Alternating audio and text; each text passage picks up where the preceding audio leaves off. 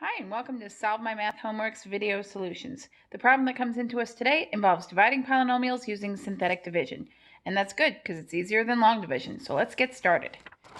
Okay, so you could see that the dividend here is a quadratic trinomial, 3x squared minus 8x plus 4, asking to divide it by x minus 2, just a linear binomial. So since it says divide using synthetic division, we're fairly certain that the criteria to divide by synthetic division has been met, but let's just go over what you need. In order to divide using synthetic division, the divisor has to be a linear binomial and the coefficient of x has to be 1, nothing else. Okay, and that clearly is met. So let's look at what we have to look at for the dividend. For the dividend, you look at your highest power. If it's a 2, like it is here, it's quadratic. If we have a 2 as a power, we have to have a 1 and a 0. So remember, x to the 0 power is 1, so every constant is technically a 0 power of x.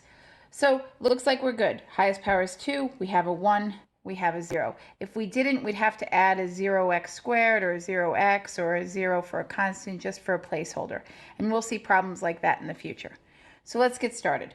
When you take, how you're going to start this problem, you're going to take the divisor and you're going to take the constant right here. So we have a negative 2. You're going to take the opposite of that and kind of stick it over here in a half box. Okay, the reason you want to take the opposite is because instead of subtracting our values when we're dividing, we get to add, and we make fewer mistakes when we add than when we subtract. Okay, so we took the divisor, we took the opposite of the constant. We have a negative 8x, that's a negative 8, and we have a plus 4, so that's 4. Okay, so we just put that right there. First step is we're going to bring down the 3. We don't actually do any math with it, we just bring it down. The reason being is that we're dividing 3x squared by an x that has a coefficient of 1. So the 3 divided by 1 will always be 3. So whatever this number is, this first number, since you're going to be dividing it by a 1, it's always just going to come down as itself. Okay?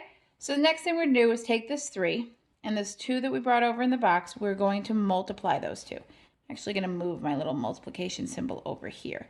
So 2 times 3, you're going to get 6. And you're going to place that right up here. Now, remember I said we get to add these rows? That's because we took the opposite of the negative 2. So we're going to put, because we put positive 2 in the box, we get to add these numbers. So negative 8 plus 6 is negative 2. And then we start the process again. We do 2 times negative 2. We get negative 4, and we add these rows. So we get 0. This number right here will always be your remainder. So when you're dividing these, you won't always get something that divides easily like this does. This has a remainder of 0. It tells you x minus 2 is a factor of 3x squared minus 8x plus 4. So there is no remainder. All we have to do now is take these numbers at the bottom and create our polynomial. Because this isn't our answer yet. We don't have a polynomial. We just have a bunch of numbers. So let's get another sheet of paper here because I'm going to need it. So what we do is we have a 3 and we have a negative 2. And we have to make a polynomial out of it. And that's really very easily done. So since we divided a 3x squared, we're always going to divide by an x term when we're using synthetic division. The power to this polynomial is always going to be 1 less than the dividend. So the dividend was 3x squared. So this here is going to be a 3x minus 2. And that is our solution. Okay, so pretty easy. With practice, these will be no problem for you whatsoever. It'll be the long division that will cause more heartache than this. So thank you for watching. If you have any questions, please put them in the comments.